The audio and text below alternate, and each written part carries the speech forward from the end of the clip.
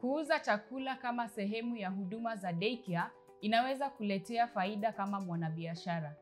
Hizi ni baadhi ya faida. 1. Pesa zaidi.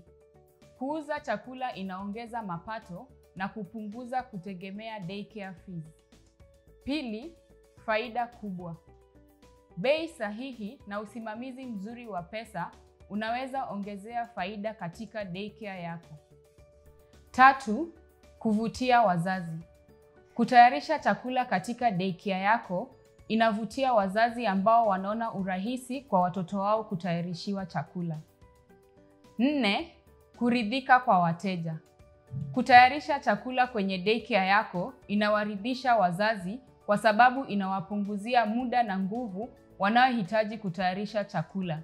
Hivyo basi, huwafanya wazidi kuja kwenye daycare yako. 5. Ushirikiano na jamii.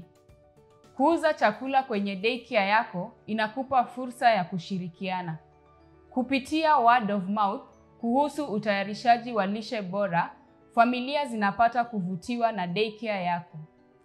6.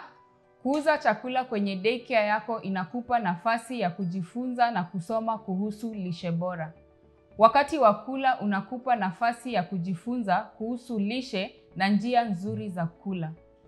7. Kufanya kazi na wanabiashara wengine inakupa fursa ya kutengeneza urafiki na kuwa na mahusiano yenye manufaa. 8. Kutimiza matarajio ya wazazi. Kutengeneza chakula kwenye daycare yako itawafurahisha na kutimiza mahitaji ya wazazi.